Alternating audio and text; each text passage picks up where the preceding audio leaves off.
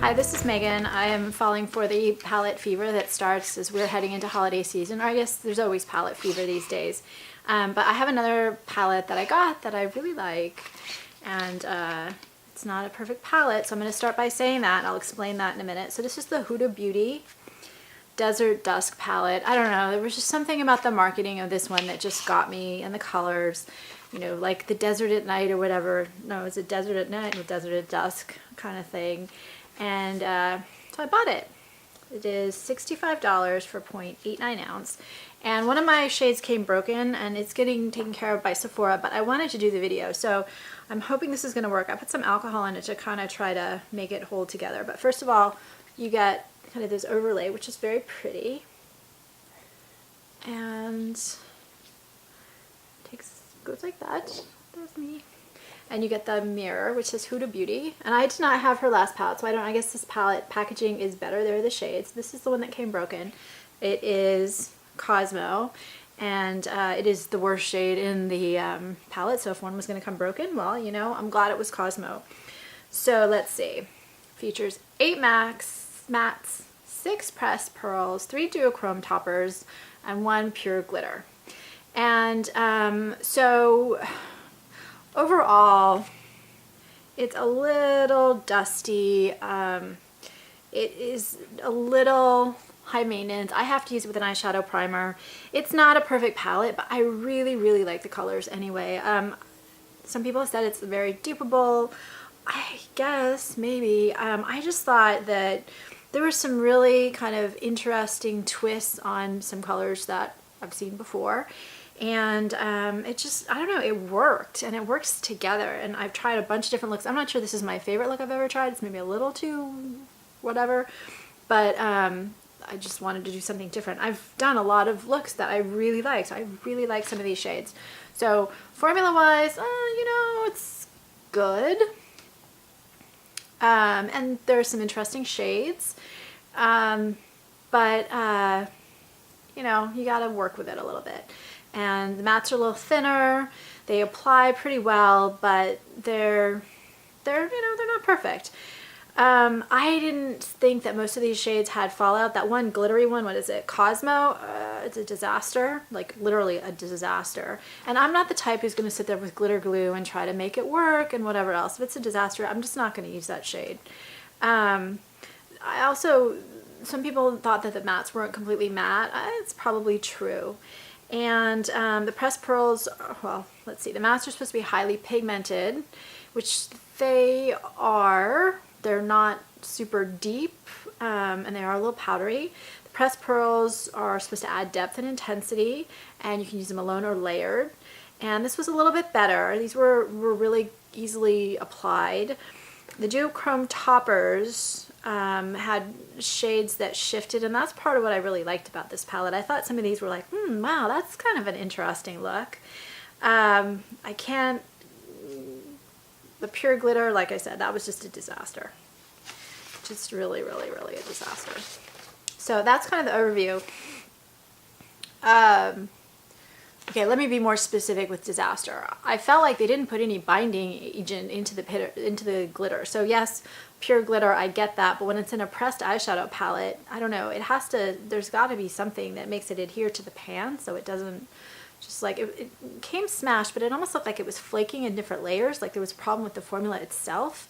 And then putting it on, it just didn't adhere at all, which I guess is what pure glitter can be like, right? Okay, so let's just, I'm going to hold up, and again, I'm not sure if Cosmo is going to survive this video. We'll see. I'm going to hold it up one more time. I'm going to do the rose one at a time, and then I'll tell you what I'm wearing. So Desert Sand, I have right up here, and this is just a great, it's a great color to have in the palette because it's so useful. I like putting really like neutral, barely there kind of shades up under my eyebrow bone. And so this right here is a very yellowish, warm, yellow-orange, but light. So like bone with yellow and orange undertones. It's a matte, and it's really, it's very almost sheer.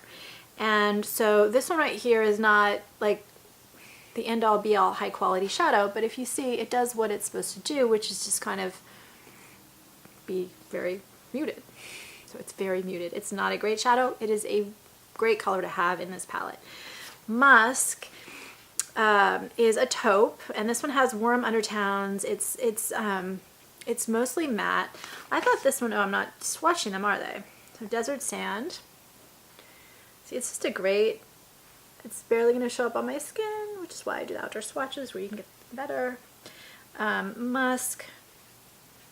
Again, these feel dry, but they do apply. Just a classic taupe, a little bit more brown, a little bit warmer than kind of the ones that you see in a lot of places. This one applies, I think, darker on. I can actually use this as a crease color. It's a really great color to mix in with some of the others, just to add a little bit more, I don't know, a little bit less weird, wild, colorful.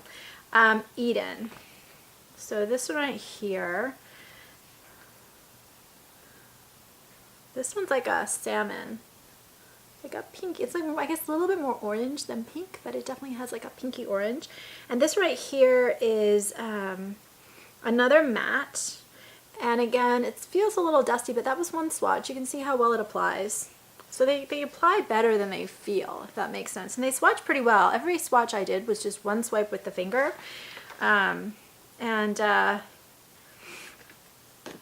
pretty bright given how it looks in the pan. So those were the first three. We'll go with the next three. Then Amber. This is one of my favorites. Again, they feel a little dry. This is like a rusty brown, reddish rusty brown, and mostly matte looking. This one I thought really kind of applied. I've been wearing this one every time, which is why it's not in the look that I have right now. And I found that this one just applies really beautifully. It's just got enough pigment, and it's not too red, too orange, so it actually looks really pretty on me. Another one of my favorites is Blood Moon, right here. Look how pretty that is. So I said this is a dark, medium dark copper, and it's got kind of, you can see again, you've got this little reddish undertone. This one's got a metallic finish, and this one's one of the creamier ones. It's just like, that was one swipe, one swatch. I wear this one all the time. Another one I wear all the time, which I have on, Oud. Again, it feels super dry, but then I'm just gonna swatch better. So that's one swipe. And this one is another matte. It's like a purpley, plummy brown. And again, like most of the palette, it's warm. And I have this lining my eyes just in the slight corner, and then just dotted on like out in the outer crease, just to add a little bit of depth and dimension. And usually I would use more. I just didn't feel like it today. Usually I'd make it a little bit more dramatic, but I don't know, I just wasn't in the mood. The next row, go to the second row. Okay, Celestial. I just pronounced that wrong, didn't I? Celestial. This one is, again, really close to my skin tone, which doesn't seem like it would be, but it is. And this has like a golden peach undertone. It's like a brown, a lightish brown with a golden peach undertone. And then this has, I don't know if it'll show as I move, it has a pink gold duochrome. And this one is a little chunky. It is a little, you probably can't see it on camera, but it doesn't apply quite as smooth. It's a little bit more broken up, but I like the duochrome on this one. It's really pretty. It's a little bit less brown on than it is in the pan, you can see. Nefertiti, next page. This one also feels a little dry. Oh, it didn't swatch very well. Usually swatch is better. Just right, maybe. This is a medium gold, and it has like a slight brown tint. It has a real sheen. This one is, again, a little bit, it's kind of like Celestial. It's a little bit less together than Blood Moon, but as you see, I blend it, it gets a little bit more consistent, but it does sheer out, and it does have little bits of glitter in it, you can see. Twilight. God, this looks scary in the pan, but then when you apply it, it's actually better than it looks in the pan.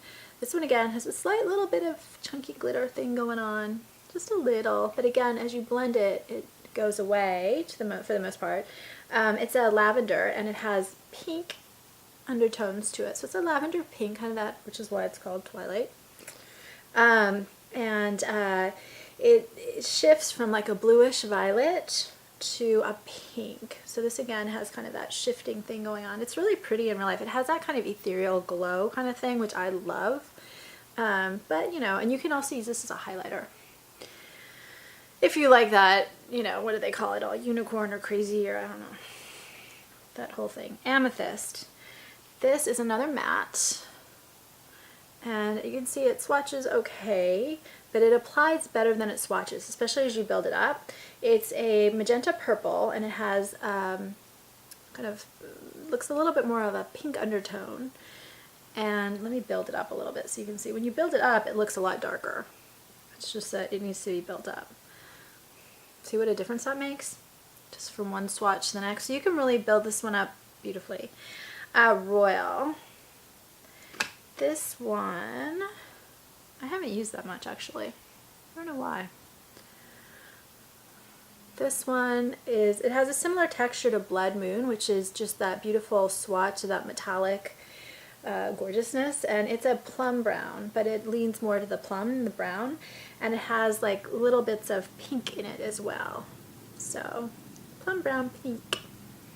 I like colors like that. It makes it more wearable for me if it has like a little bit of that brown in the purple. I never used to mix the colors together, but on me it works really great to kind of mix in. First I was mixing blacks in with palettes like this, and now I've started mixing browns in, and I really like the browns actually better. Retrograde.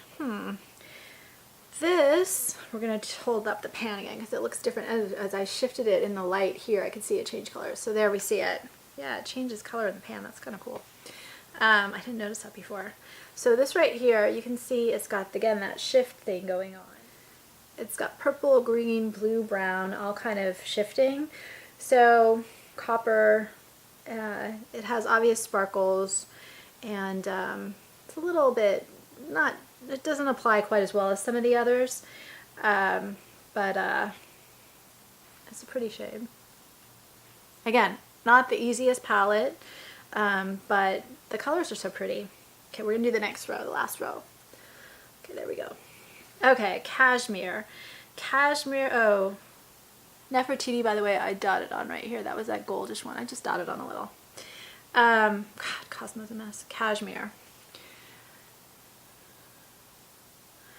There's Cashmere, and this is more of a color than it looks like on. It's got obviously that metallic thing, and it's got warmer undertones. It's like a taupe, and it does shift colors. To me, it's almost like a champagne taupe, if that makes sense. There, as I blend it, see, that makes all the difference. They're a little powdery, and then once you blend them, they actually are a lot better, and you can layer them to build them up, which, like I said, high maintenance, but so pretty. Angelic.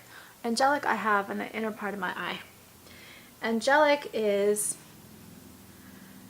it is a pinky copper, and it has that metallic undertone, and it almost has like a golden shimmer to it. So I don't know, it's almost like it shifts back and forth between like a pink salmon and a gold. I don't know if you can see it.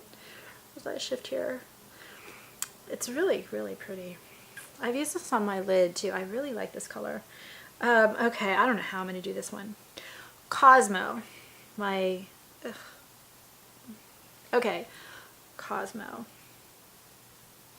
This is just a chunky, glittery thing, and it really needs more, yeah, copper. It has, it's like, it's pretty. It really is. It's just like you globbed on some glitter on top of some glitter glue or something. It's a really pretty shade. It's just, it would be so pretty. It's just a mess. And mine actually has some alcohol in it still too, because I was trying to hold it together enough for the video. Turkish Delight, and it hasn't dried out for some reason, which is troubling in and of itself. It's been like over an hour. Turkish Delight. This is what I have on my lid. I haven't been doing this, so this is on my lid. I haven't been using this one so much on my lid, but I just decided to go for it today because it's a little bit red. So this is like a berry red with kind of copper going on as well. Copper berry red. It sort of shifts a little bit, not as much as the others. And it's obviously another one of the metallic shades that just apply like whoosh. This swatch is gorgeous. Perfect. Amazing. Saffron. Saffron, dropping things, is another matte. And again, it feels really dry. I don't know. It's, wow, this is one swipe. Not perfect. Let's do two swipes on this one. Okay, it applies much better with the 2 swipes. You can see building up again, add, blend, build up, and it works really great. This is a red with warm undertones, and it's mostly a matte, but again, these mattes are a little bit satiny sometimes. And I don't know, how would you term this red? There's something I'm missing. You've seen it though. Okay, blazing. I have blazing in the, like, blended under my eye lash here, and then in the corner where I'd also mixed in a little bit of oud and into the crease all the way. But I blended it out because I didn't want it to be too orange. Saffron, blazing.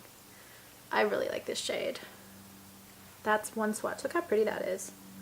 And so I said this is a kind of a medium dark orange, and it has kind of a reddish brown undertone to it, and mostly matte. This one is just really pretty. Really just a great, see, as you blend them out, you can really do a lot with these shades. Look at that. I think that's impressive. So overall, I just really like this palette. I just like the colors. That works well together. I've done so many flattering looks with it. And it's like they took a trend and they added just a little twist to it, which is nice. If you're not into these types of palettes, obviously it's not for you. And if you're not willing to put in a little extra work, it's probably not for you too, but I do like it. So if you have this or have the other Huda palette, which I will not be buying, please let me know what you think. And if you have comments, thoughts, suggestions, and also please subscribe to this channel. Thanks for watching.